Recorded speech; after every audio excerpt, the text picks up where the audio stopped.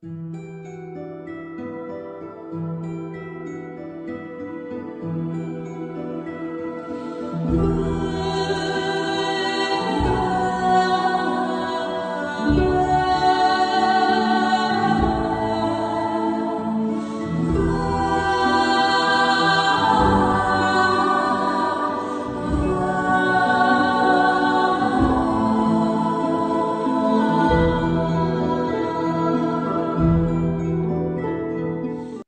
the dwarves committed, there's only one more stop to make, the one I've been dreading.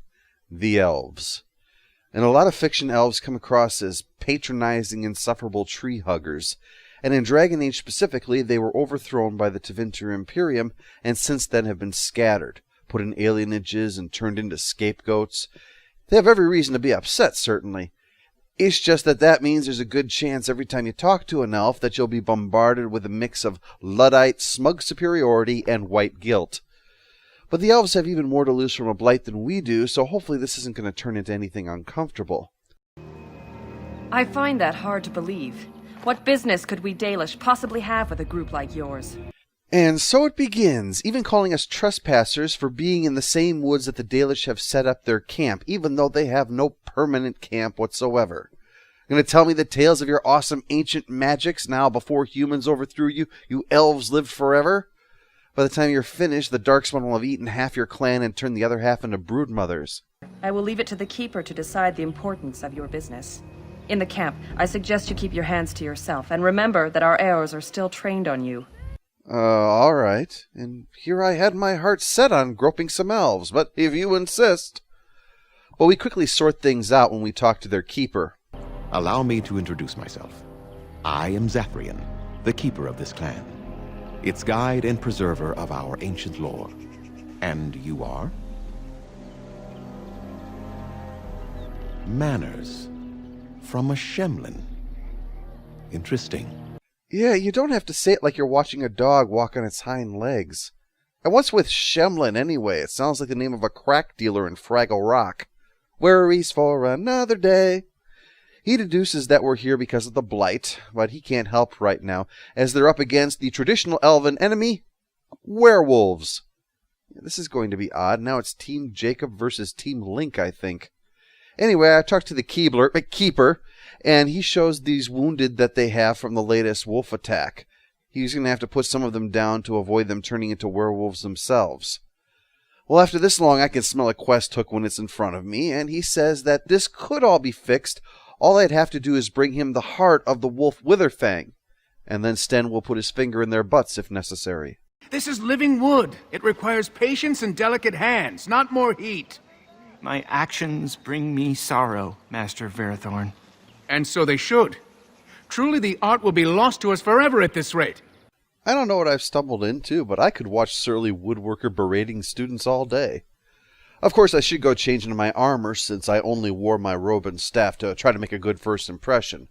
And definitely not because I came here earlier in the game to buy materials to craft health packs. Andera Natishan, stranger. I am Athras. I hope the others have not been too harsh in their treatment of you. Like any people, of course, the elves are a collection of individuals, so my trepidation from before was just bitter experience, not because that's a universal racial characteristic. Some elves are agreeable people like Zevran is, which is a lot when you're talking about an assassin.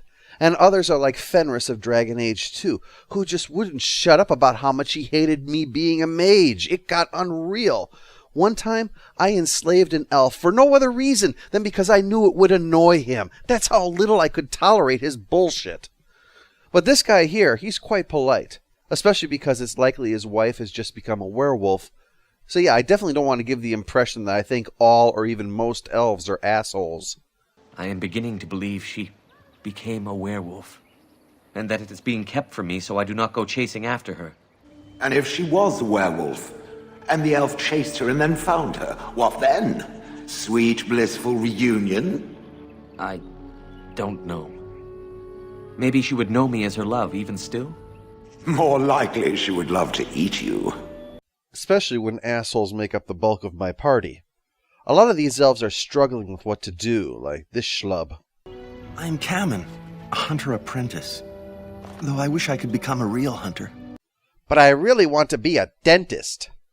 He's wistful because he's really into that girl. I have asked for her hand, but she cruelly refuses it. She will not bond with an apprentice, she says, and calls me a child. I am no child. I'll take your word for that, Spanky. Have you done anything? Given her a gift? A gift? No, that wouldn't be appropriate. Not before we're married. No, we've never done anything like that. Never. Of course not. I'm not even bonded yet. I've never kissed anyone, not like that.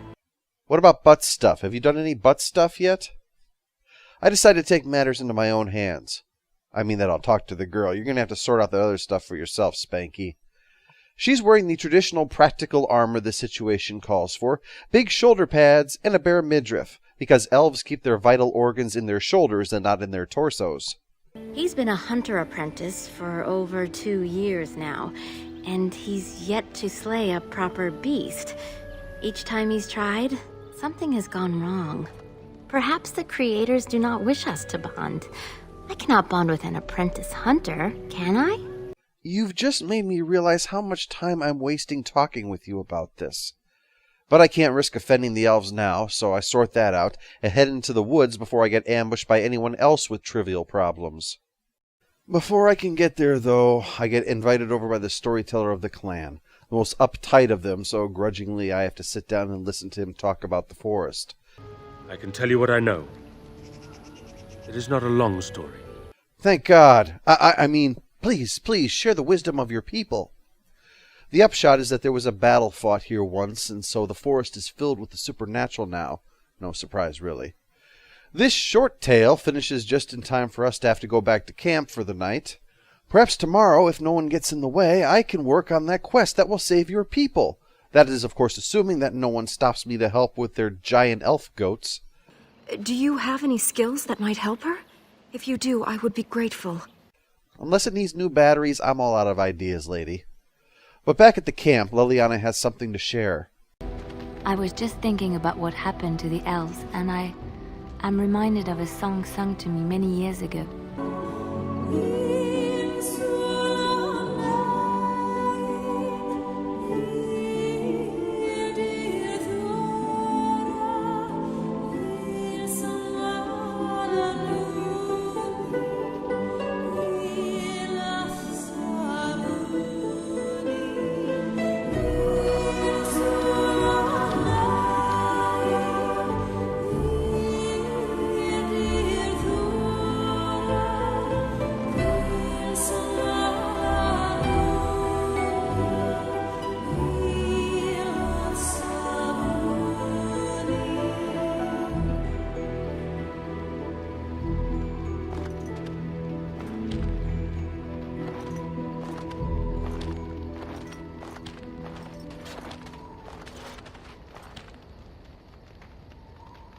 Wow, that was, oh. And it's so sad, but I feel more moved than ever now to succeed in this quest. Right, Oghren? Ass chabs. Thank you, Oghren. Oghren is the Canderous Ordo of Dragon Age, though this is the smallest similarity of them all. Like Canderous, Oghren was born and bred to be a great warrior. And like Canderous, he was stripped of his weapons after a fateful fight. But that's pretty much where the similarity ends. Oghren's primary role outside of combat is to sit in camp and drink until he falls over. That dog! Mangy mongrel! Sodding thing took my pants! I'll show him. Yeah, I don't need my pants anyway. Dear God, it smells like Pabst Blue Ribbon took a shit in your armor. Hey, Warden, you gotta hear this one. This human walks into a tavern, and there's an elf there, and she says...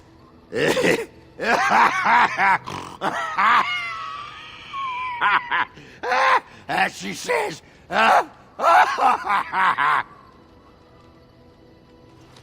She says, I don't...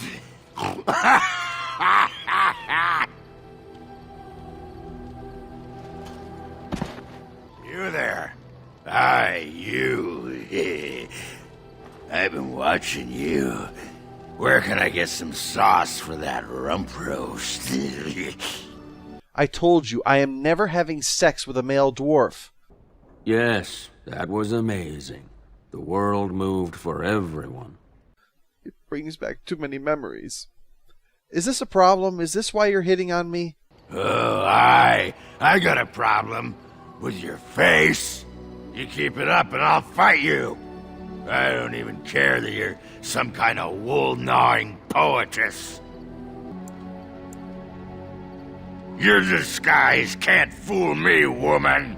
That's right. You keep looking at me like that, I'll just go get my pants from that sodding dog. But there's more to Oghren than drinking too much, hallucinating I'm a woman, and then passing out in his own vomit. He's not just interested in getting drunk, he's interested in getting laid. Are you sure you're not a baker? 'Cause you got a sodding nice set of buns. Sorry, that was the best we could do. I spent 10 minutes convincing him not to say, "If I use those knockers, will you let me come inside?" Felsi here actually dated Oghren for a while after Branka left, and despite his charm, she still seems to be interested. Don't you know anything about women? You gotta make 'em wait. Play hard to get. This is the key to your happy marriage? But despite the boozing, the wenching, and being gassy to the point that a cow would blush, he does make note of the dilemma dwarven warriors face, the threat of the darkspawn that demands that they be turned into killing machines in order to protect the city. But then they can't adjust to live in that city. That's why, when Branka left and the son of the Lord pissed him off, he challenged him to a duel and killed him, leading to his disgrace. But Oghren is not here to reclaim lost honor or anything like that. Oghren is here simply because he thinks the Blight needs to be stopped and will do whatever it takes to make that happen. He may not be a gentleman, but any party that's facing Darkspawn would be wise to invite him along.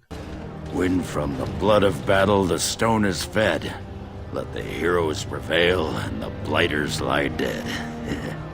As one of the blighters, I sodding salute you. Let's show them our hearts, and then show them theirs. The next day, it's back into the woods, facing the odd supernatural issue until we run into a group of werewolves. Well, the fact that they're talking proves that they're sapient, and if so, there's a chance that they can be reasoned with. Perhaps this is just a misunderstanding, and Grey Wardens are supposed to represent all, after all, avoiding to take sides unless the Blight allows for no other options, like with the Dwarven Throne, or the stuff with Loghain. I request a chance to parley. Hey, I know why you seek him, and it is not to speak. We are done speaking. Run from the forest while you can. Run to the Dalish and tell them they are doomed. I don't set out to kill everything. Some things just demand that I kill them no matter what I say. But not yet. The werewolves know this forest, so I spend most of my time fighting Darkspawn that have broken off from the Horde to get here. That could be worrisome. I mean, what would happen if they turned a werewolf into a broodmother? I mean, you see the stuff that comes out of a dwarf. Imagine what comes out of a werewolf. Ugh. Also on the way, we get attacked by a tree. Yes, from the bite radius, this is the work of a great white pine. We'll have to close the beaches. One tree does not attack, though. I mean, lots of trees don't attack in the forest. This tree, which is animated, does not attack, though. In fact, it even knows of a way to reach the werewolves. The way there is currently blocked by a barrier of natural magic and hippie crap. How do I speak? The same as you. I form the words and sound them true. Now I have answered a query of thine, but thou hast yet to answer mine. I do not know. Why dost thou not? Thy words seem plain, a mundane lot. Perhaps a poet's soul's in me. Does that make me a poetry? Oh, hear me speak, O rhyming tree. Your poet's speech is killing me. So, pardon me if I seem blunt, but knock it off, you stupid jerk. It wants me to get its acorn back from a guy who stole it. So fine. It can't be any worse than this. Ask a question and you'll get a question, but give an answer and you'll receive the same.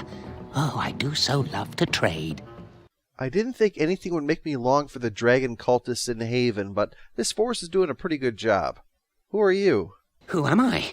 Why do you want to know? Did they send you? Did they tell you to ask? No, just a tree who's into hip-hop.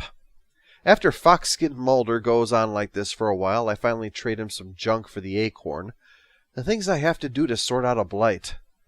On the way back, though, I run into the wife of that elf, and she has indeed become a werewolf. I will tell you what I know if you promise to end my pain. She confirms that the werewolves are beyond that barrier, inside of an old temple. True to my word, I put her out of her misery, and then... Games are a massive interactive experience, but every once in a while the mechanics of the game itself will unwittingly get in the way. For example, one time in the Old Republic, as I tried to walk past someone while cloaked, I said, "Better hit the button for extremely stealthy to make sure he doesn't know I'm there." Well, I hit the next button over, so I swear I'm not lying.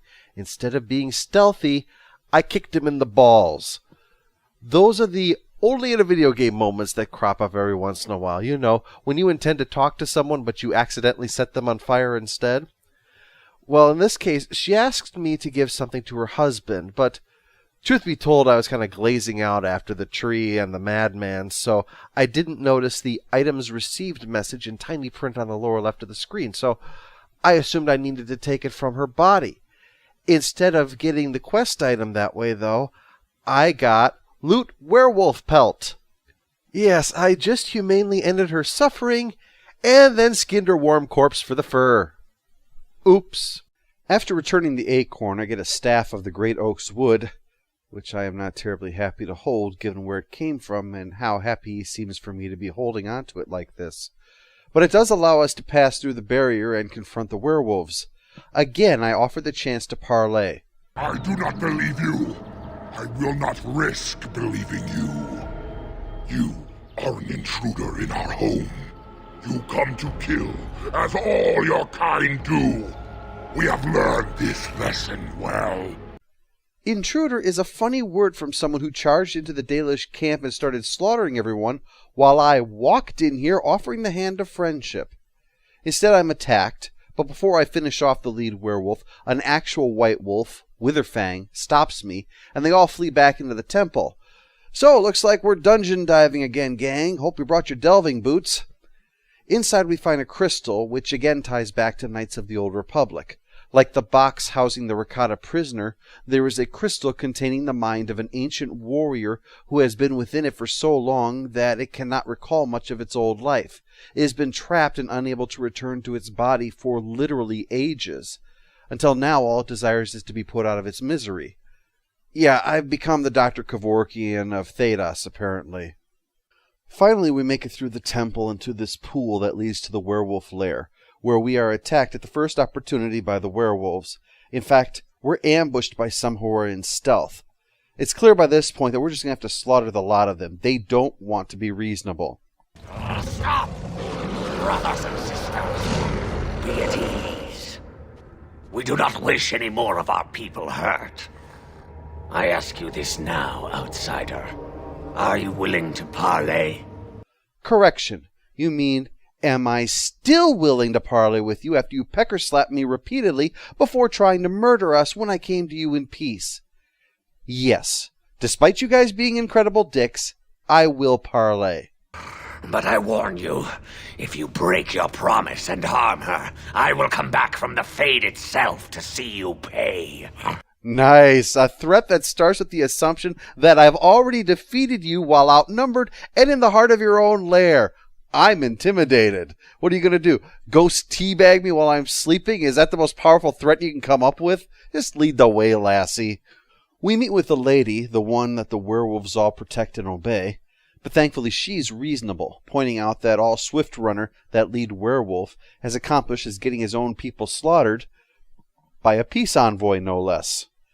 That lady explains what's really going on here. They are werewolves due to a curse placed upon them by the keeper. His son was tortured and killed by humans, who also raped his daughter. When she learned she was pregnant, she committed suicide. In his rage, the keeper bound a spirit to the body of a great wolf and created Witherfang, who was responsible for creating the werewolves. And, of course, the keeper knows this. He knows that the curse comes from the one that he placed to punish the humans. So the Dalish leader misled us. 'Tis not surprising, is it? No, just trying to picture his little elf head squishing. Ah, there we go. And we're back. While his rage was certainly understandable, the crimes happened long ago by those who are now dead. The suffering that takes place now is being forced upon innocents, and innocents who, because of that curse, are compelled to murder like the beasts that he has made them. They've asked many times for the keeper to end the curse, but he has always refused. That's why they attacked, to spread it to his own people in the hopes that it would convince him to finally end it for their sake. Tim agrees to speak with him about this, and coincidentally, he's waiting for us near the temple entrance. Thanks for minimizing the backtracking, BioWare. We let him know about the situation with the werewolves. They deserve to be wiped out and not defended. Normally I say live long and prosper, but I have a new saying now. Eat shit and die. The lady and Witherfang are one and the same, so he'll force her back into Witherfang form, then I cut out the heart. At least that's his plan. All they want is revenge, or a release that I will not give them. Out of revenge. See how this is working? We all head down together to discuss this, but it doesn't go well. Swiftrunner is so worked up we can hardly get a word in edgewise around his rambling. But we learn that the curse is tied with Zathrian's long life. While the curse lives, so too will he. That's why he's centuries old, and why he won't end the curse. So, Swiftrunner is ready to slaughter him and us for being within slaughtering distance. But when it comes time to throw down, we are on their side against Zathrian, who has all kinds of magic to help defend himself. Perhaps he used to work for Flemeth, given that voice. That could have been where he learned all this powerful magic and the bottomless desire for revenge. I cannot defeat you. Finish it. Kill him now. Oh, somebody please kill somebody. No. Just for once, can we try to solve our problems without resorting to murder, huh? For the novelty of it? After some persuasion by the lady, Zathrian changes his mind and agrees to end the curse, ending the life of himself and the spirit, and restoring the werewolves to human form. Wearing clothes for some reason, but I'm not really complaining. After that whole incident with the brood mother, I'd prefer everybody I met was wearing at least 2 sets of clothes just to play it safe. We return, and the elves are overjoyed that the curse has been lifted and their people are mending, though obviously sad that Zathrian is gone after all the centuries of leadership. But it'll be fine. She'll make a fine keeper. And she agrees to send forces to aid against the Blight, so it was all worth it. We can be on our... Oh, yeah. Is there any chance you have news of Delilah? Yes, I'm afraid she's passed on, but she asked us to give you her love and to give you this... Oh, crap, I must have dropped it in the temple. Give you this fine fur coat she made for you. How thoughtful. This is so lovely. Yes. She really put a lot of herself into it, I have to say. Have a nice day. We've now gathered all the allies that we reasonably can, so I return to Redcliffe to inform the Jarl. We've already united the dwarves, the elves, and the mages. It's time that we united Ferelden against the Blight. Excellent. I shall make the arrangements. Let us be off to Denerim, and may the Maker watch over us.